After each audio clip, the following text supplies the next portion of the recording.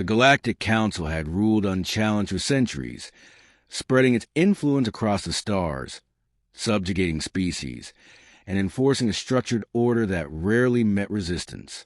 Their fleets were unmatched, their authority absolute. Most civilizations complied quickly, understanding that survival meant submission. Yet, in the shadowed corners of Council archives, there remained one exception: humans. Records of their wars were fragmented, their tactics incomprehensible, their resilience unnerving. Entire fleets had vanished against them. Entire worlds had been reclaimed by force of will alone. But the name that lingered most was Baba Yaga. Baba Yaga was not a council member, not a diplomat, not even a high-ranking officer. She was a warlord, a commander who had once led human forces in a campaign so brutal that even the council's elite armadas faltered. Entire sectors whispered her name in fear, their histories permanently marred by her relentless assaults. She did not conquer. She dismantled. Then, without warning, she disappeared. Decades passed, and the galaxy began to convince itself she was dead, a relic of a turbulent past. The Council's fear gradually softened into arrogance. They expanded into human-adjacent territories with measured confidence, believing that the new human generations would be more compliant. Colonies on the fringes were absorbed. Resistance was minimal. The stories of the Death Worlders and their terrors faded into political myths, cautionary tales shared over bureaucratic briefings, stripped of their gravity.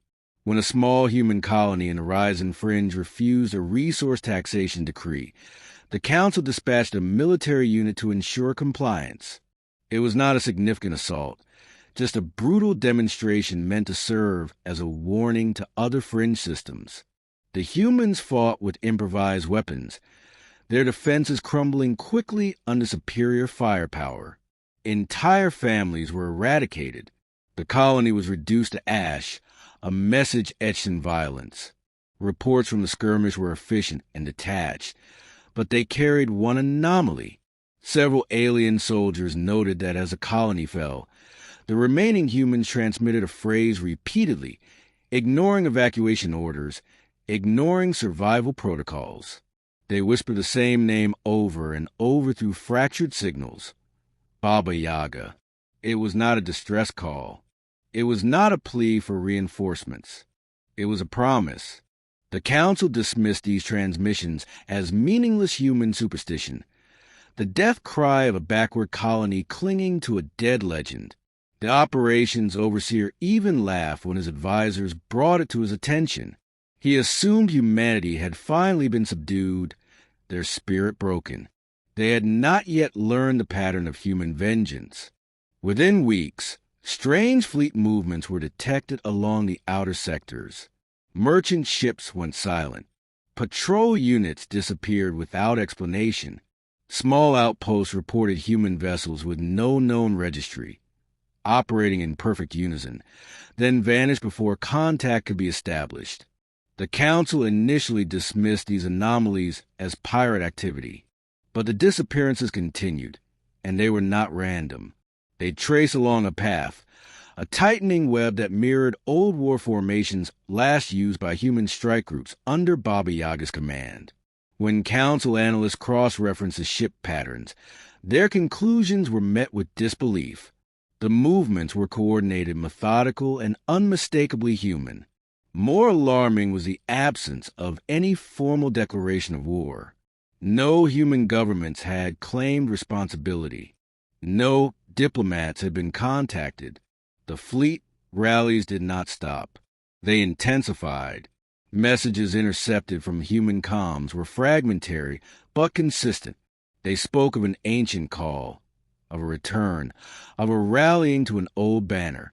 They did not mention Earth. They did not mention the united human colonies. They spoke only of Baba Yaga. Advisors within the Council began to argue. Some urged for immediate fortification of border worlds. Others still clung to the belief that this was nothing more than a resurgence of criminal factions invoking a dead legend. Yet the data mounted. Outposts abandoned.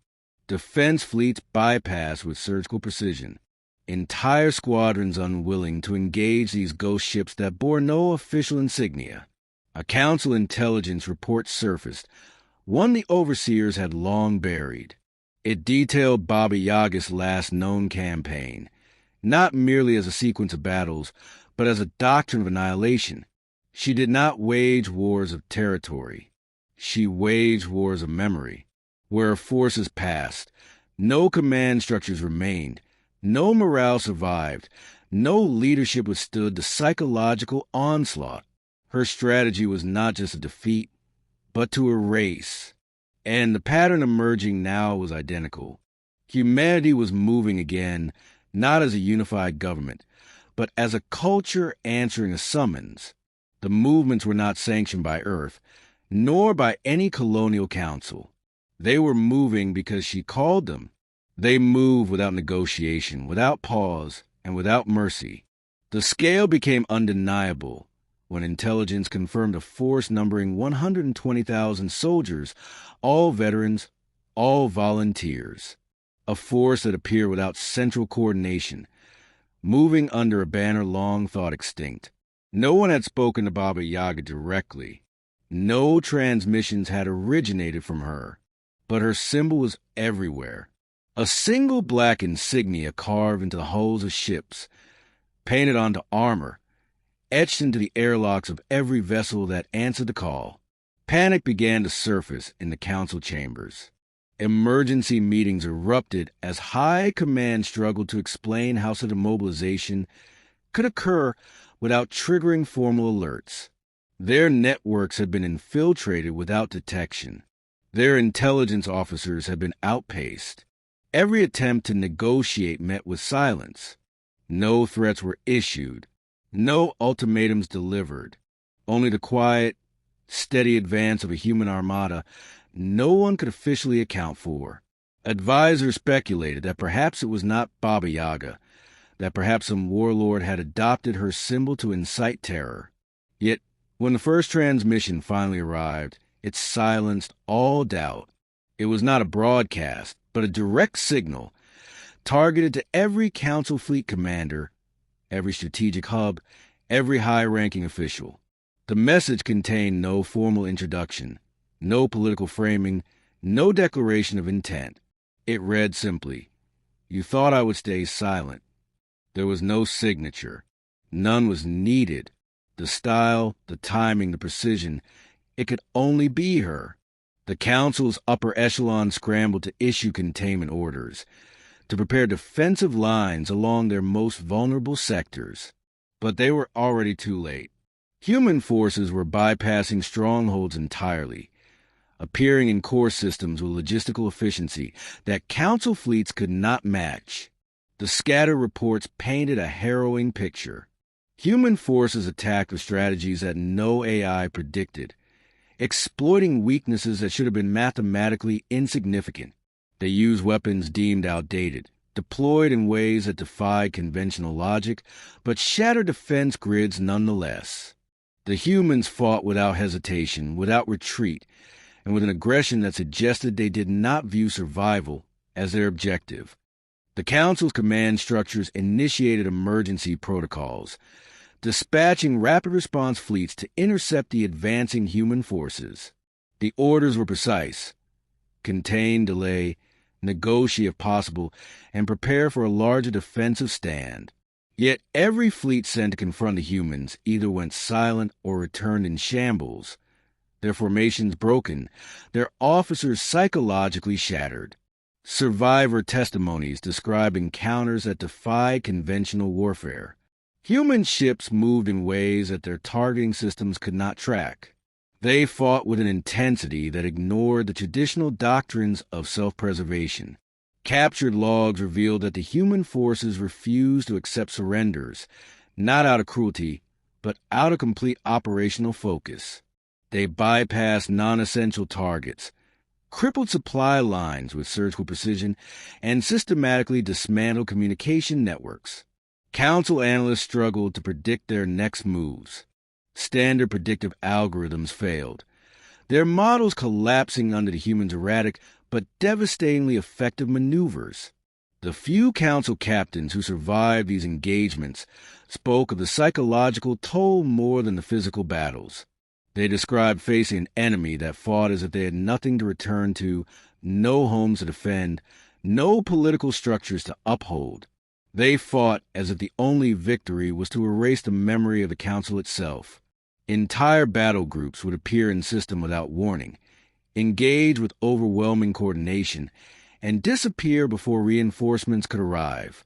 When human forces bypassed 3 consecutive defense lines without direct engagement, the Council finally understood that this was not a conventional war. This was a campaign of retribution. The Council attempted to initiate diplomatic outreach through neutral intermediaries, but their messages returned unanswered. Every diplomatic channel was met with silence. The humans did not want negotiation. They wanted to break the Council's will. As the human armada pressed deeper, more sectors began to collapse under the weight of internal panic. Council member species, once assured of their superiority, began to doubt their place in the hierarchy. Their security infrastructure, long thought unbreachable, was now exposed as brittle. Strategic hubs fell with alarming speed. Human boarding parties moved with precision, capturing key locations and dismantling them before reinforcements could even mobilize. The tactics employed by the humans confounded military strategists. They employed feints that risked entire divisions to create openings. They weaponized outdated and discarded technologies in ways that bypassed modern countermeasures. They employed psychological warfare on a scale unseen in galactic history. Council personnel began to experience breakdowns, desertion spiked, and some outer world surrendered preemptively, terrified by the specter of Baba Yaga's name. Council leadership initiated Project Obelisk, a desperate measure to consolidate their remaining fleets and construct defensive fortresses around their core worlds. They fortified supply chains, deployed elite units, and positioned their most advanced weaponry to form a final line of resistance. But even the strategy unraveled. The humans did not directly assault these fortifications. Instead, they isolated them, severing supply lines, forcing attrition without direct confrontation. Human forces avoided costly engagements, instead targeting civilian infrastructure that supported the Council's military logistics. They struck power grids, communication satellites, and orbital refineries, leaving military targets untouched but paralyzed.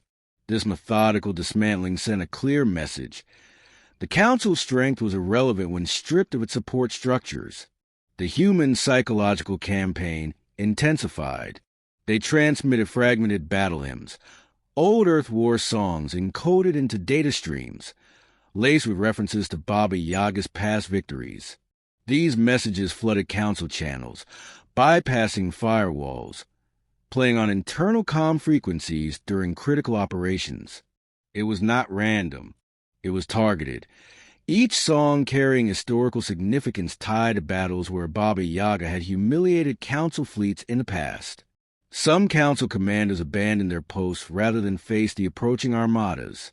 Others initiated scorched earth policies, believing that denying the humans resources was the only path to survival.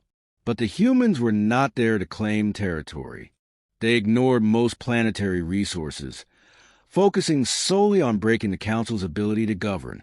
Captured human prisoners revealed little. They were not part of any formal military organization. They referred only to the call, to the old banners, to a vow of silence now broken. When pressed, they would speak of the massacre on Horizon Fringe, of the civilians who had sent their final transmissions invoking Baba Yaga's name.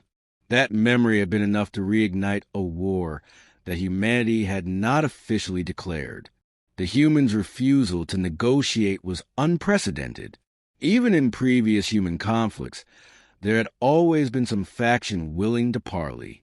This time, there was only the advance.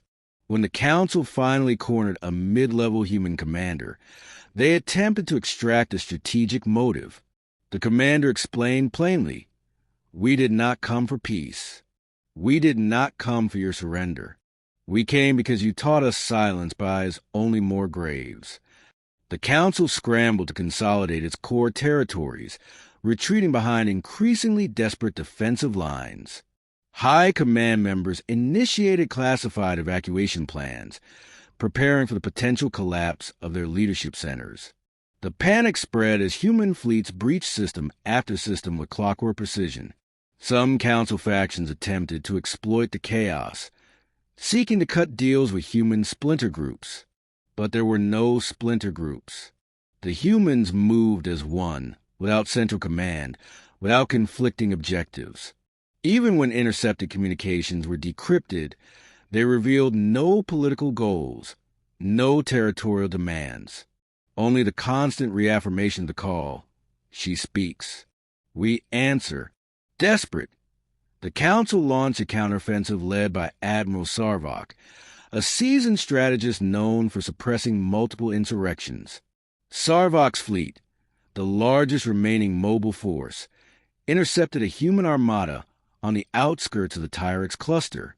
Confident in his numerical superiority, Sarvok deployed a trap designed to force a direct engagement. But the humans never played by expected rules. They divided their forces, feigned a retreat, then looped through gravitational corridors previously mapped as impassable. Sarvok's pursuit fleets found themselves outflanked, their supply ships destroyed before they realized they had been lured into a dead zone. The humans reassembled behind Sarvok's primary fleet, cutting off his retreat. The battle was over in less than 3 hours. Sarvok's flagship was disabled, boarded, and methodically dismantled from within. When the final message from his ship reached the Council, it was not a tactical report. It was a single transmission. She has not forgotten. The collapse of the Council's authority spread faster than their remaining forces could react. Entire systems severed ties, abandoned their allegiances, and sealed their borders to escape the inevitable approach of the human fleets. Messages of panic, fragmented military orders, and desperate calls for aid flooded the communication relays, but the human forces never responded.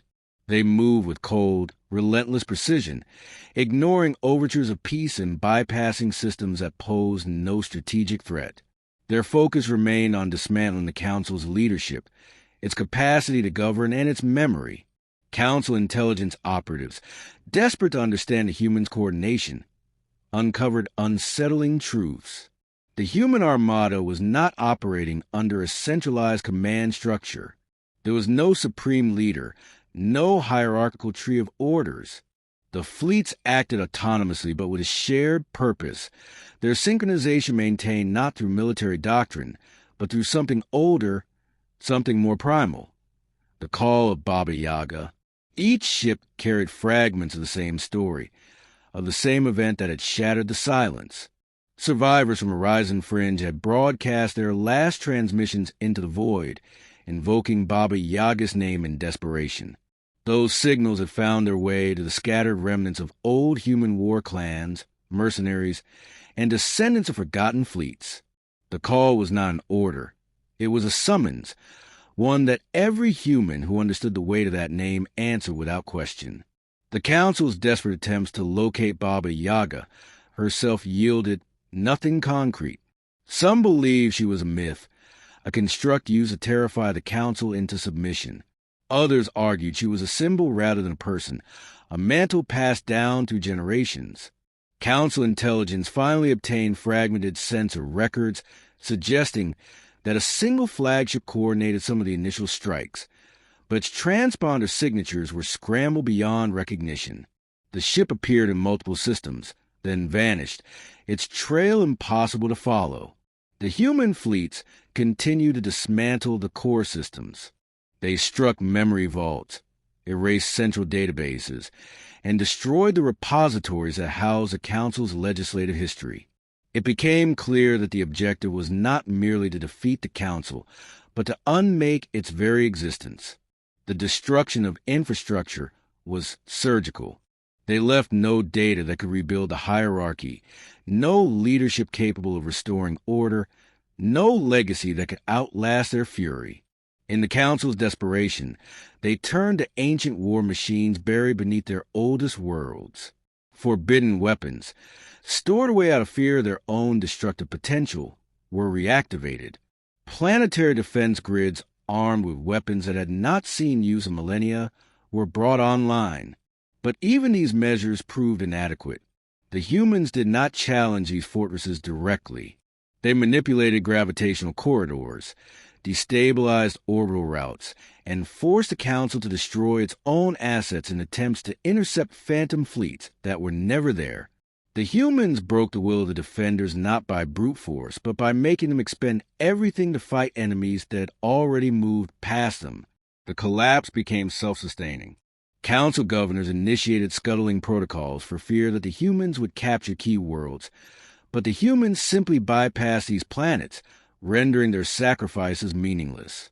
When human forces finally penetrated the Council's last redoubt, the leadership complex hidden deep within the Malari Nebula, they did not pause for negotiation.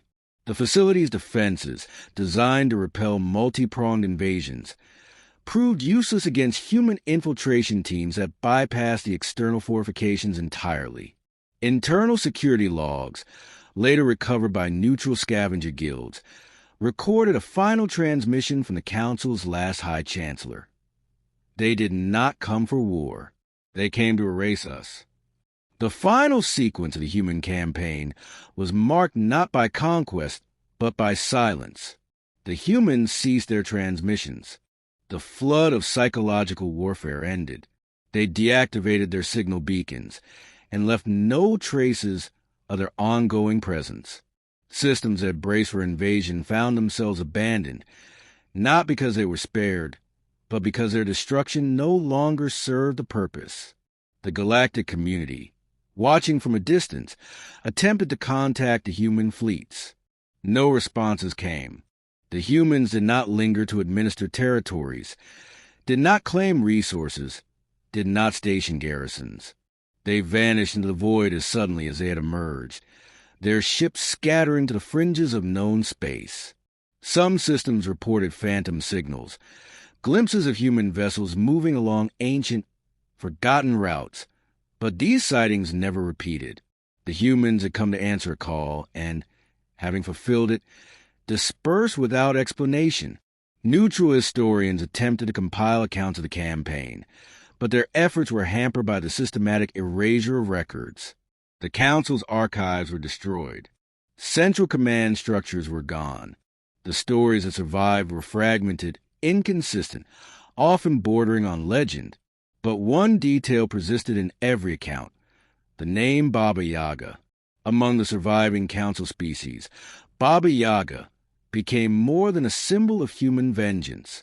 She became a cautionary specter, invoked in training academies, in the dark corridors of strategic planning, in the whispered fears of civilian populations. No one could confirm whether she had ever truly existed in this campaign. Some argued that she had long since passed into history, that the fleets acted in her name out of inherited loyalty rather than direct command. Others believed she had been there all along, guiding the assault from the shadows. For years, attempts were made to track the scattered human fleets. Some vanished entirely.